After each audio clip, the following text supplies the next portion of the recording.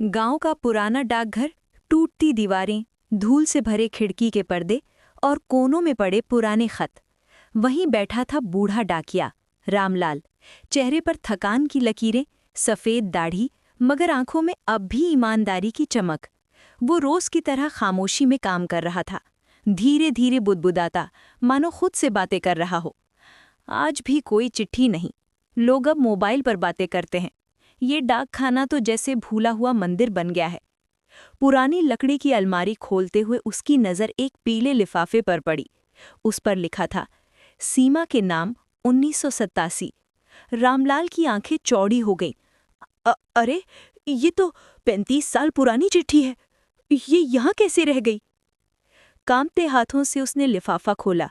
अंदर लिखा था, सीमा, अगर तुम ये खत पढ़ रही हो तो जान लो कि मैं तुमसे बहुत प्यार करता हूँ, पर शायद ये हमारी आखिरी मुलाकात हो। मुझे शहर जाना पड़ रहा है। अगर तुम चाहो तो स्टेशन पर 10 बजे आ जाना। तुम्हारा अर्जुन। ये पढ़कर रामलाल ठिठक गया। उसके मन में सवाल उमड़ने लगे। तो क्या ये चिट्ठी कभी सीमा तक पहुंची ही नहीं? उसकी जिंदगी का क्या हुआ होगा? उस पल रामलाल ने ठान लिया, भले ही अब बहुत देर हो चुकी हो, मगर ये चिट्ठी सीमा तक पहुंचानी ही है। गांव की गलियों में पूछताछ करते हुए आखिरकार उसे पता चला, सीमा अब बूढ़ी हो चुकी है। 65 साल की अकेली औरत जो गांव के एक छोटे से घर में रहती है। रामलाल दरवाजे तक पहुंचा, हल्के हाथ से खटखटाया। अंदर से एक कमजोर सी आवाज आई। कौन?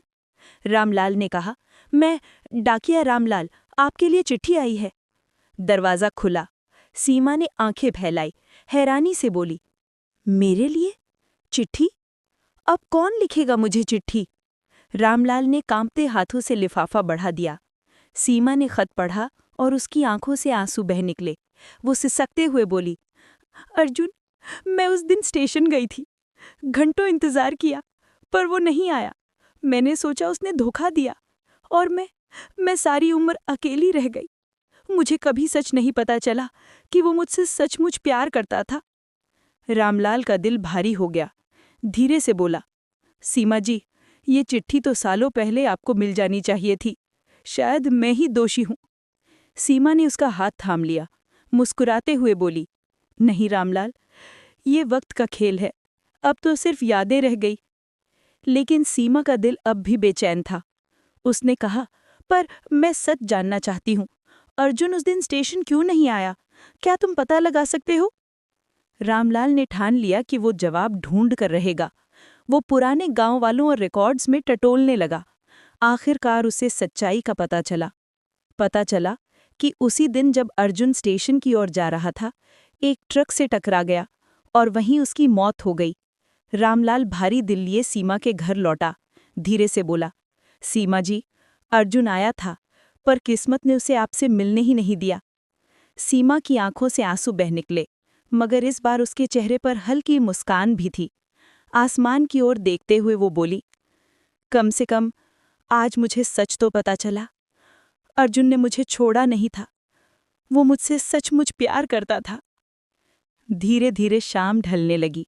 सीमा खिड़की के पास बैठी थी, चिट्ठी को सीने से लगाकर, आंखों में आंसू और होठों पर शांति भरी मुस्कान। उधर रामलाल डाकघर की ओर लौट रहा था। उसके मन में एक ही विचार गूंज रहा था, कभी कभी एक अधूरी डाक पूरी जिंदगी बदल देती है, पर देर से सही सच सामने आ ही जाता है। पंछियों की चहचहाहट और ढलती शाम की सुनहरी रोशनी के बीच ये अधूरी डाक आखिरकार अपनी मंजिल तक पहुंच चुकी थी।